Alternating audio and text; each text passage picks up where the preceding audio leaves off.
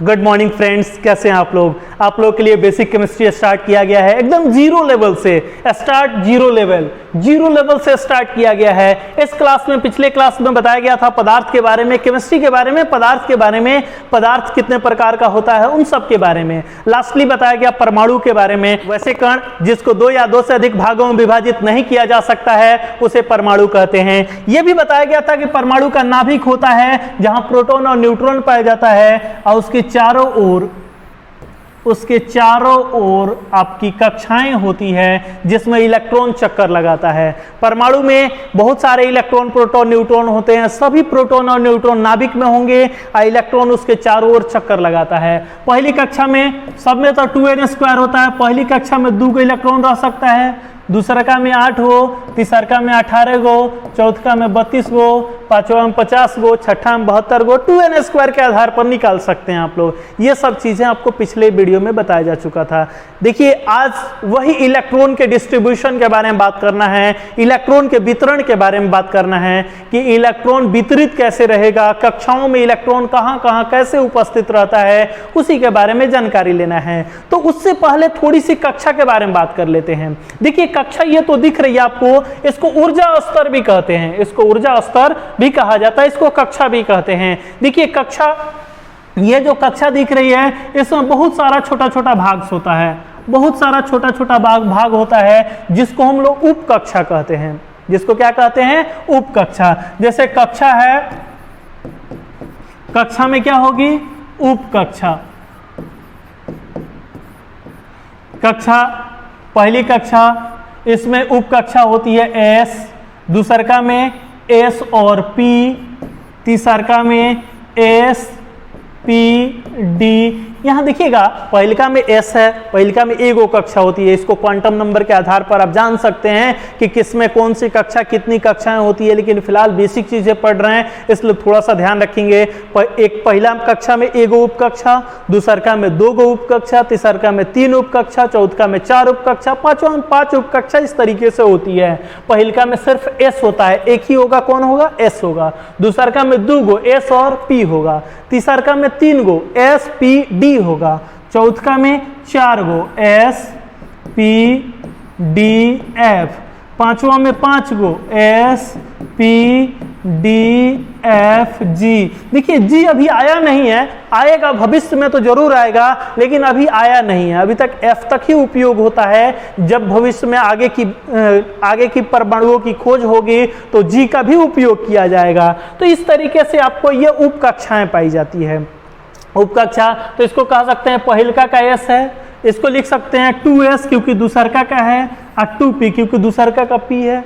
इसको लिख सकते हैं 3S 3P 3D लिख सकते हैं ना, क्योंकि तीसरा का है। अब सब में S है तो उसको मार्किंग करना होगा ना कि किसका S है, आना तो सब जगह S ही हो, तो अब S कह दे तो आपको कैसे पता चलेगा? तो जब लिखना होगा तो हम लोग जोड़ करके लिखेंगे। जैसे S, इसको लिखना होता तो 4S लिखेंगे क्योंकि चौथका का S है, 4P लिखेंगे, 4D लिखेंगे, 4F लिखेंगे, पांचवा के लिए 5 लगा दिया जाएगा। तो ये सब उप कक्षाएं हैं। और उप कक्षा में ऑर्बिटल्स होता है।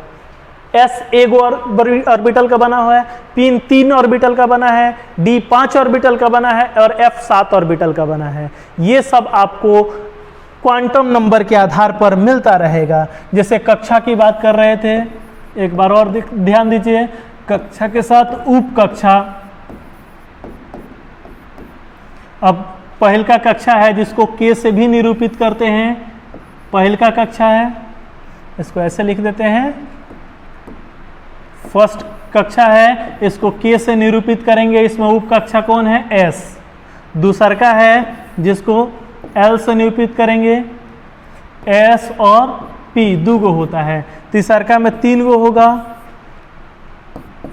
M S होगा, P होगा और D होगा। चौथका में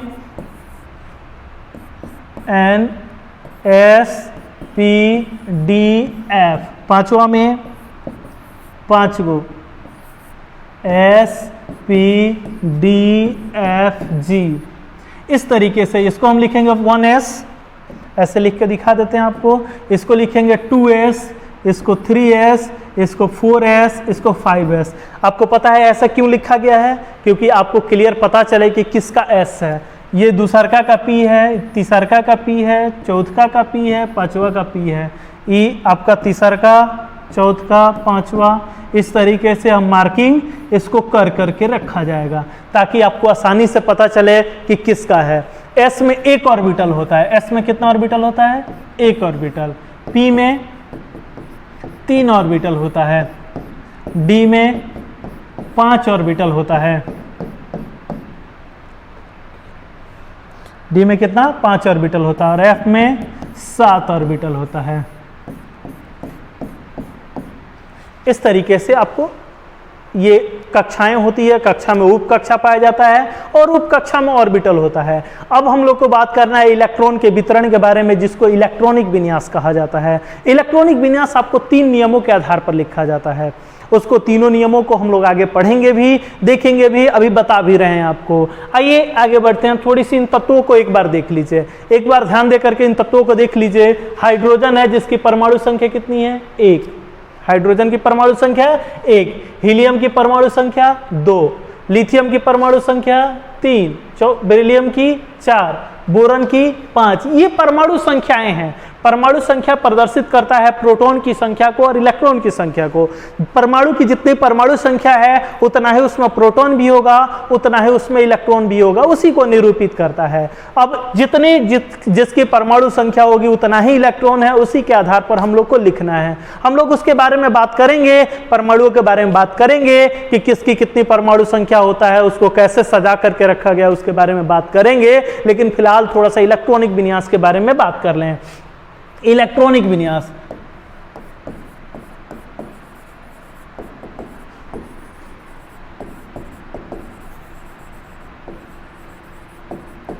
इलेक्ट्रॉनिक कॉन्फ़िगरेशन, इलेक्ट्रॉनिक विन्यास। इलेक्ट्रॉनिक विन्यास होता क्या है? देखिए, परमाणु की ऑर्बिटल में इलेक्ट्रॉन को जिस प्रकार से सजा करके रखा जाता है उसी क्रिया को इलेक्ट्रॉनिक विन्यास कहते हैं। परमाणु के ऑर्बिटल में इलेक्ट्रॉन के वितरण को इलेक्ट्रॉनिक विन्यास कहा जाता है। इलेक्ट्रॉनिक विन्यास वही जो परमाणु का ऑर्बिटल अभी बता रहे थे, उसमें इलेक्ट्रॉन की लगातार जो वितरण होती है उसी को इलेक्ट्रॉनिक विन्यास कहते हैं। इलेक्ट्रॉनिक विन्यास 3 नियमों पर आधारित होता है।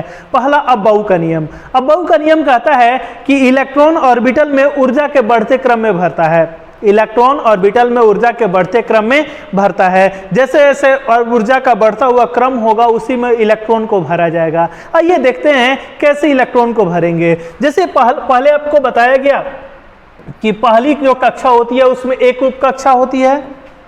पहली जो कक्षा है उसमें एक उप कक्षा है, उसको उप कक्षा होती है 1s। दूसरी जो उप कक्षा होती है उसमें 2 होती है, 2s और 2p।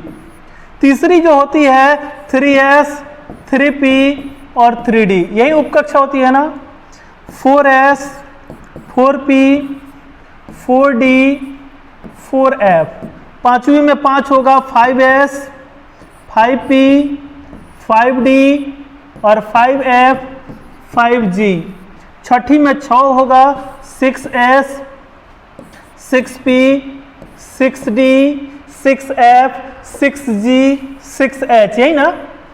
वैसे ही आगे भी होगा। सातवीं में 7 होगा, 7s, 7p, 7d, 7f, 7g, इस तरीके से होता है।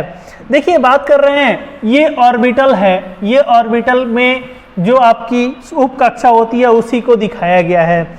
हम इसको सजा सकते हैं ऐसे, 1s के बाद दूसरा में 2 को होता है 2s और 2p, तीसरा में 3 को होता है 3s, 3p, 3d, चौथा में 4 को होता है 4s, 4p, 4d, ऐसे सजा सकते हैं ना। 1s, 2s, 2p, 3s, 3p, 3d, उसके बाद चौथा का 4, पांचवा का 5, ऐसे तो सजा सकते हैं। लेकिन ऐसे इलेक्ट्रॉन को नहीं भरा जाएगा। इलेक्ट्रॉन को भरने के लिए अभी अबाउ का नियम की हमने बात किया, जिसकी ऊर्जा कम होती है उसमें पहले भरेंगे और जिसकी ऊर्जा ज्यादा होती है उसमें बाद में भरा जाएगा। इस प्रकार से हम लोग नहीं भरते हैं। अब किसकी ऊर्जा कम है, किसकी ऊर्जा ज्यादा है, उसको ऐसे देखिए। सबसे कम ऊर्जा इस तरीके से क्रॉस करते हैं, तिरछा इस तरीके से क्रॉस कर दीजिए। ये अब्बाऊ के नियम के आधार पर है, हम अपने मन से नहीं इसको कर रहे हैं, ये अब्बाऊ के नियम के आधार पर है। आप सीधा सीधा ऐसे तिरछा लाइन खींच लीजिए। अब देखिए इस तरीके से यहां पर आ जाएगा 6F, इस तरीके से सजाया जा सकता है। हमने क्या किया, सबको सजा करके तिरछा लाइन खींच लिया। इस प्रकार से हम लोग नहीं भरेंगे, इस प्रकार से नहीं भर के अब्बाऊ के नियम के अनुसार से भरा जाता है। अब्बाऊ का नियम कहता है कि इलेक्ट्रॉन ऑर्बिटल के ऊर्जा के बढ़ते क्रम में भरता है। सबसे कम ऊर्जा किसकी है, 1s की। उसके बाद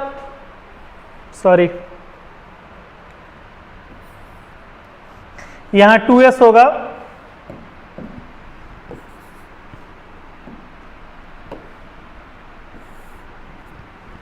वन एस की, उसके बाद 2s की, फिर 2p, फिर 3s, फिर 3p, 4s, 3d, 4p, 5s।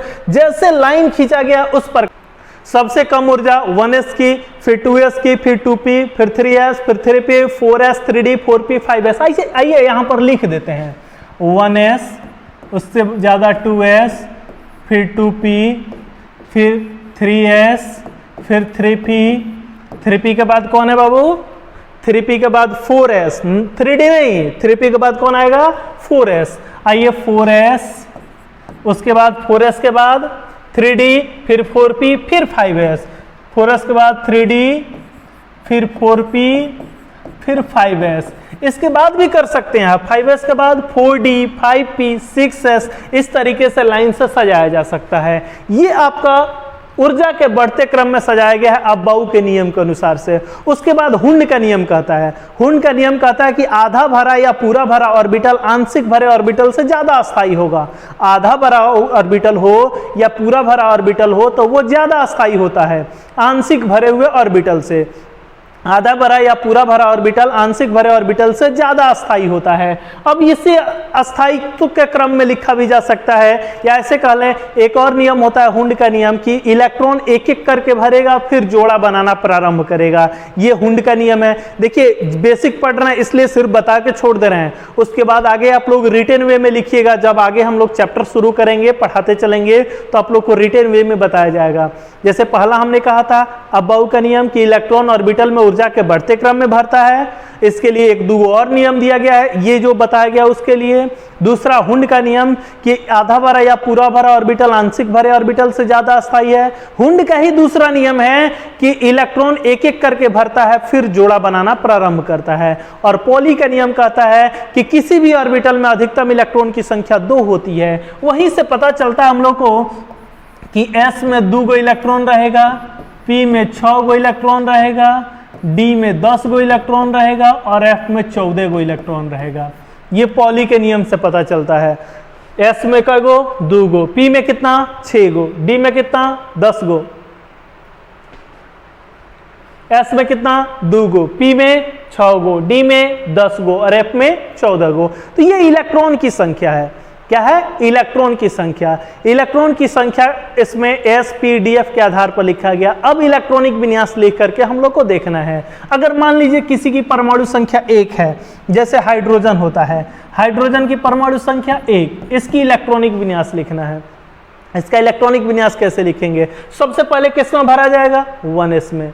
सबसे पहले किस ऑर्बिटल में इलेक्ट्रॉन को भरेंगे, 1s में। तो 1s में भर दीजिए। s में कई गो रख सकते हैं, 2 गो। यहाँ है कई गो, 1 गो। तो अगर 2 गो रख सकते हैं तो क्या 1 नहीं रख सकते हैं। एक बेंच पर नियम बन जाए कि चलिए 2 को बैठाना है, और जिस दिन एक लड़का आए उस दिन क्या करेंगे, उसको नीचे बैठाएंगे, नहीं, उसको भी तो बेंच पर बैठाएंगे, तो उसको रख दिया जाएगा। तो ध्यान रखेंगे इस चीज का कि इलेक्ट्रॉन को भरना है। इलेक्ट्रॉन को भरेंगे कैसे, ऊर्जा के बढ़ते क्रम में। ऊर्जा के बढ़ते क्रम में सजा करके रखा गया है। आपको इसको लाइन से याद करके रखिएगा, 1s, 2s, 2p, 3s, 3p, 4s, 3d, 4p, 5s। s में 2 गो इलेक्ट्रॉन रखेंगे, p में 6 गो रखेंगे, d में 10 गो रखेंगे और f में 14 गो रखेंगे। इसी के आधार पर इलेक्ट्रॉनिक विन्यास लिखना है। मान लीजिए किसी का आपका परमाणु संख्या है 2 गो, जैसे हीलियम है, हीलियम की परमाणु संख्या 2 गो। आइए सबसे पहले कहां भरेंगे, 1s में। हमेशा शुरू करेंगे वहीं से, 1s से ही। 1s में कई गो इलेक्ट्रॉन रख दें, 2 गो का 2 गो रख दें, हो जाएगा। आइए किसी दूसरे का लिखना है, लिथियम का लिखना है। लिथियम की परमाणु संख्या 3, इलेक्ट्रॉनिक विन्यास लिखना है। इलेक्ट्रॉनिक विन्यास लिखने के लिए सबसे पहले हमेशा स्टार्ट ये 1s से ही करेंगे, क्योंकि उसकी ऊर्जा सबसे कम है, इसीलिए हमेशा उस स्टार्ट 1s से किया जाएगा। आइए 1s में, s में क्या तीनों का तीनों इलेक्ट्रॉन रखा जा सकता है? नहीं। क्यों नहीं रखा जा सकता है? क्योंकि s में कई गो रखेंगे? 2 गो। तो हमेशा वहीं से शुरू कीजिए, s में 2 गो से ज्यादा मत रखिएगा। 2 गो रख दिए, अब 3 गो था, 2 गो रख दिए, तो बचा कई गो? 1 गो। आइए उसके बाद वाले डिब्बे में भर दीजिए, 2s1 किया जा सकता है। वही हमने कहा कि एक बेंच पर 2 गो लड़का बैठता है, और जिस दिन 3 गो आ जाए क्या करेंगे? पहले का पर 2 गो, अब दूसरे का पर 1 गो। तो लाइन से भरते हुए आप चले जाइएगा, भर सकते हैं। आइए 1-2 गो और भर के दिखा देते हैं। जैसे ऑक्सीजन है, ऑक्सीजन की परमाणु संख्या 8, ऑक्सीजन की परमाणु संख्या 8, ऑक्सीजन की परमाणु संख्या 8। इलेक्ट्रॉनिक विन्यास लिखना है 1s, s में कई गो इलेक्ट्रॉन? 2 गो। s में कई गो? 2 गो। उसके बाद 2s, 2s, s में कई गो? यहाँ भी ऐसे है ना, s में कई गो? 2 गो। 8 गो रखना था, 2 गो 2 गो 4 गो रख दिए, 2 गो 2 गो 4 गो रख दिए, अब कई गो बचा? 4 गो। अब उसके बाद वाले में रख दीजिए 2p, अब p में कई गो रखा जा सकता है? 6 गो। क्या 4 गो रख देंगे? एकदम रख देंगे, काहे नहीं रखेंगे? 4 गो रख दिए। आप आसानी से इस चीज को लिख सकते हैं। सोडियम का लिखना होता, सोडियम की परमाणु संख्या 11। इलेक्ट्रॉनिक विन्यास लिखना है। इलेक्ट्रॉनिक विन्यास के लिए बस लाइन से भरिए, लाइन से, इधर उधर मत कीजिएगा।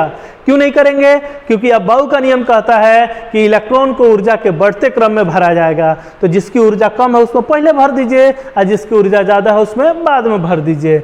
आइए 1s, s में कई गो रख दें? 2 गो रख लीजिएगा। उसके बाद 2s, s में कई गो? 2 गो। उसके बाद 2p, p में कई गो? p में कई गो बाबू? 6 गो। थोड़ा बोलते चलिए, बोलते चलिएगा तो अच्छा रहेगा। 2p6, कई गो रखना था? 11 गो। सोडियम का Na होता है 11 गो। कई गो रख दिए हैं? 2 गो, 2 गो 4 गो, 6 गो, 10 गो। बचा कई गो? 1 गो। तो उसके बाद वाले में रख दीजिए 3s1 लिख सकते हैं। इस तरीके से इलेक्ट्रॉनिक विन्यास लिखना है। 2-4 गो और बना करके दिखा देते हैं, लेकिन आप इस चीज को ध्यान रखेंगे कि सबसे पहले क्या है, इसको याद रखना है। अब बाउ के नियम से आया है कि ऊर्जा के बढ़ते क्रम में किसकी ऊर्जा कम होती है, किसकी ऊर्जा ज्यादा होती है। इसको लिखा गया है, उसी के आधार पर इलेक्ट्रॉनिक विन्यास लिख सकते हैं। आइए 1-2 गो और देख लेते हैं। जैसे मान लीजिए हम लोग को लिखना है सल्फर का। सल्फर की परमाणु संख्या 16। इलेक्ट्रॉनिक विन्यास सबसे पहले किस में? 1s में। s में कई गो रखा जाता है? 2 गो, तो 2 गो रख दीजिए। उसके बाद 2s में, 2s में कई गो? 2 गो। उसके बाद 2p, p में कई गो? 6 गो। जैसे आपको बताया गया है उसी आधार पर इलेक्ट्रॉनिक विन्यास लिखते जाना है। देखिए 16 गो रखना है, कई गो रखनी है? 2 गो, 2 गो 4 गो, 6 गो, 10 गो रखा गया है, बचा है 6 गो। उसके बाद 3s, s में कई गो? 2 गो। उसके बाद 3p, p में कई गो? जोड़ के देख लीजिए, 2 गो, 2 गो 4 गो, 6 गो, 10 गो, 2 गो 12 गो। 16 गो रखना था, 12 गो रख दिया, बचा कई गो? 4 गो। तो लास्ट वाले में एडजस्ट कर सकते हैं आप, पहले एडजस्ट मत कीजिएगा, सीधे लास्ट वाले में जाकर के लास्ट में एडजस्ट कर लीजिएगा। कम रखना हो तो रख सकते हैं, लेकिन पहले से पूरा भरते हुए जाएंगे। आइए जैसे कैल्शियम है, कैल्शियम की परमाणु संख्या 20। इलेक्ट्रॉनिक विन्यास 1s2, 2s2, 2p6, 3s2, 3p, देखिए क्या गो है? 2 गो, 2 गो 4 गो, 6 गो, 10 गो, 2 गो 12 गो, 6 गो 18 गो। और भी रखना है 2 गो। 3p के बाद कौन आता है? अभी देख लीजिए, याद रखेंगे। 3p के बाद कौन आता है? 4s। 3d नहीं आएगा, कौन आएगा? 4s आएगा। तो यहां रख लेंगे 4s2। कोई दिक्कत? स्कैंडियम का लिखना होता, स्कैंडियम का 21। इलेक्ट्रॉनिक विन्यास 1s2, 2s2, 2p6, 3s2। बस लाइन से लिखना है। 3s2 के बाद 3p6, p3p के बाद कौन आता है? 4s। तो 4s2। अब 4s के बाद कौन आएगा? 3d। 3d, d में कई गो रख सकते हैं? 10 गो। तो 10 रख दें? नहीं, पहले जोड़ के देख लीजिए। 2 गो, 2 गो 4 गो, 6 गो, 10 गो, 2 गो 12, 6 18, 2 20, 21 गो रखना है। 20 को हो गया है, कई गो बचा? 1 गो। तो 1 रख दीजिए, लिख लीजिएगा। इस तरीके से इलेक्ट्रॉनिक विन्यास लिखना है। आइए जैसे निकेल का लिखना होता, निकेल का 28, बोलिए जी, बोलिए आप लोग खुद से। सबसे पहले किस में, 1s में, कई गो रख दें इसमें, 2 गो। उसके बाद 2s में, s में कई गो रख दें, 2 गो।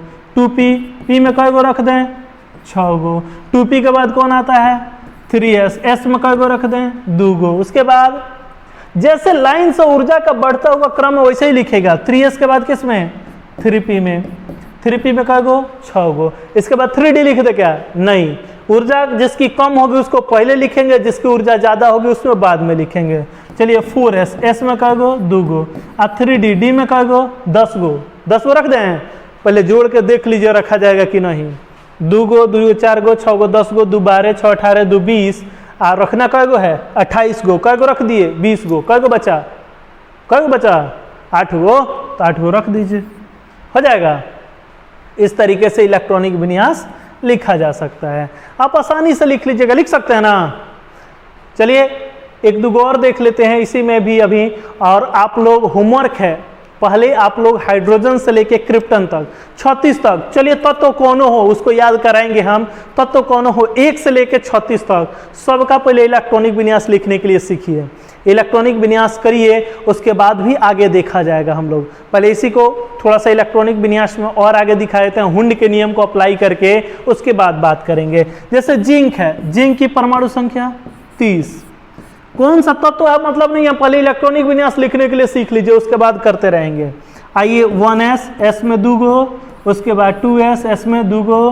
फिर 2p, p में कई गो, 6 गो। फिर 3s 2, 3p 6, बोलते जाइए 4s 2, 3d। देखिए 30 गो रखना था, कई गो रखा गया अभी तक, जोड़ के देख लीजिए। 20 गो हो गया है, 10 गो रख देते हैं। डी में 10 को रखा जा सकता है, तो हमने 10 रख दिया, कोई दिक्कत। अब थोड़ा सा हुंड के नियम को अप्लाई करके देखिए। 2 जगह है 36 तक में, 2 जगह आपको क्रोमियम और कॉपर का, 2 जगह हुंड के नियम को अप्लाई करते हैं हम लोग। आइए उस हुंड के नियम को देखिए। हुंड के नियम में हमने क्या कहा था कि आधा भरा या पूरा भरा ऑर्बिटल आंशिक भरे ऑर्बिटल से ज्यादा अस्थायी होता है। पहले इलेक्ट्रॉनिक विन्यास लिख करके देखते हैं, किसका लिखें, क्रोमियम का लिखते हैं। चलिए 24 का, आप ही बताइए क्या होगा। सबसे पहले किस में, 1s में, ऐसे ना भरते हैं। 1s में कई गो, 2 गो। फिर 2s में, फिर 2p में, 2p के बाद 3s में, 3s के बाद 3p में, भरते चलिएगा। 3p के बाद 4s में, और उसके बाद 3d में। देखिए जैसा था वैसे हमने भरते गया। 2 2 4 6 10, 2 12 6 18, 2 20, कई बचा, 4 गो, तो 4 गो रख दिए। क्रोमियम कॉपर का लिखना होता, कॉपर का 29। इलेक्ट्रॉनिक विन्यास 1s2, 2s2, 2p6, 3s2, 3p6, 4s2। देखिए कई गो हुआ, 2 2 4 6 10, 2 12 6 18, 2 20, और 3d 20 और 9 29। लिख लिए। देखिए कुछ लोग कहेंगे सर ये इलेक्ट्रॉनिक विन्यास लिखा हुआ है वो गलती है। बाबू गलती नहीं है, एकदम सही है, लेकिन किसके नियम से सही है, एकदम सही है अकॉर्डिंग टू अ बाउ रूल।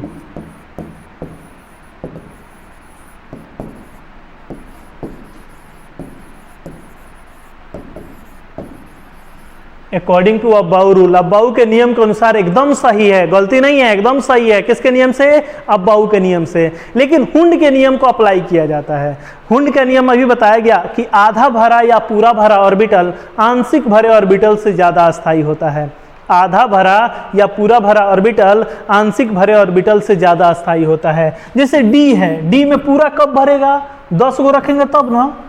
आधा कब भरेगा, डी में 5 गो रखेंगे तब, यही ना। आधा डी में कब भरेगा, जब डी में 5 गो रखा जाएगा तब। डी में 10 को रखेंगे तो क्या हो जाएगा, पूरा भर जाएगा। तो ये आधा भरा है और ये पूरा भरा है। इस स्थिति में होगा तो ज्यादा अस्थायी होगा, इस स्थिति में क्या होगा, ज्यादा अस्थायी।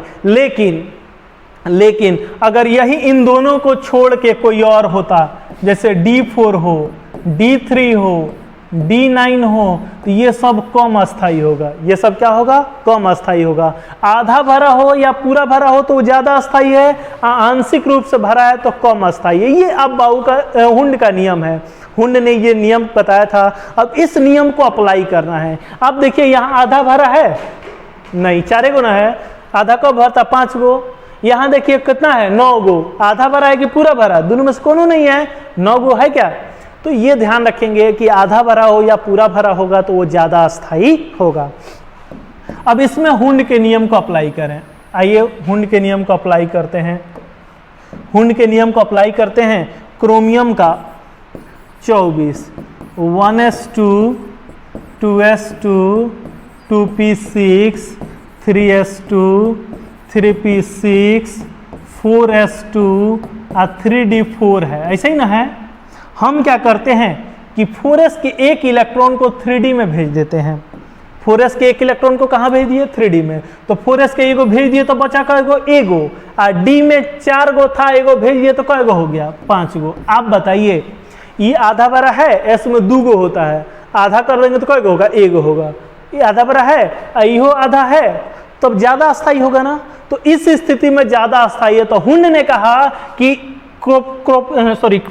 हुंड ने कहा कि क्रोमियम का इलेक्ट्रॉनिक विन्यास इस प्रकार से लिखिए। अब बाउ कहते हैं कि क्रोमियम का इलेक्ट्रॉनिक विन्यास इस प्रकार से लिखिए। हुंड कहता है क्रोमियम का इलेक्ट्रॉनिक कॉन्फ़िगरेशन इस प्रकार से लिखिए। देखिए कॉपर का इलेक्ट्रॉनिक विन्यास लिखते हैं। कॉपर 29 का 1s2 2s2 2p6 3s2 3p6 4s2 और 3d9, ऐसे ही था ना। हम क्या करते हैं? हुंड के नियम को अप्लाई करते हैं। हुंड ने कहा था कि आधा भरा हो या पूरा भरा हो तो दोनों अस्थाई होता है। अब यहाँ पर हम एक इलेक्ट्रॉन को 4s के एक इलेक्ट्रॉन को 3d के पास भेज देते हैं। तो पहले 2 गो था, एगो कम कर दिए तो बचा कएगो? एगो। इसमें 9 गो था, एगो भेज दिए तो कएगो होगा? 10 गो। आप देखिए ये आधा भरा है, आई पूरा भरा, तो ये दोनों क्या होगा? ज्यादा अस्थाई होगा। किसके नियम से?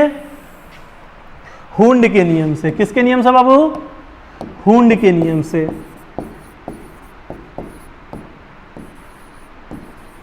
तो दोनों इलेक्ट्रॉनिक कॉन्फ़िगरेशन सही है, दोनों इलेक्ट्रॉनिक विन्यास सही है, लेकिन एगो अब बाउ के नियम से सही है, एगो हुंड के नियम से सही है। तो अब क्वेश्चन आता है कि सर हम लोग कैसे लिखेंगे? आप लोगों के मन में क्वेश्चन आता है कि सर हम लोग कैसे लिखेंगे? तो बाबू सब जगह आप बाउ के नियम का पालन करेंगे हम लोग, सब जगह, लेकिन इन 2 जगह पर हुंड के नियम को अप्लाई कर दिया जाएगा। हुंड ने क्या कहा था कि आधा भरा या पूरा भरा ऑर्बिटल आंशिक भरे ऑर्बिटल से ज्यादा अस्थाई होता है। अब ये ज्यादा अस्थाई का टर्म है, इसीलिए हम इस तरीके से लिखते हैं, लेकिन लिखना चाहिए था अब बाउ के नियम से, लेकिन यहाँ पर हुंड के नियम को अप्लाई कर देते हैं। तो ये 2 ही जगह है। कहाँ कहाँ? आपको क्रोमियम में और कॉपर में। आज पढ़े हम लोग इलेक्ट्रॉनिक विन्यास। आज पढ़ा गया इलेक्ट्रॉनिक विन्यास। आप इलेक्ट्रॉनिक विन्यास की प्रैक्टिस कर लीजिए, उसके बाद नेक्स्ट डे आपको और आगे बताया जाएगा। वीडियो अच्छा लगा हो तो उसको लाइक करें, चैनल को सब्सक्राइब करें, बेल आइकन को भी दबा दें ताकि नया वीडियो आए तो जल्द से जल्द आपके पास तक पहुंच जाए, और अपने आसपास और सभी दोस्तों के साथ शेयर भी करें ताकि उनको भी फ़ायदा हो। चलिए आज रहने देते हैं, इतना ही। Thank you.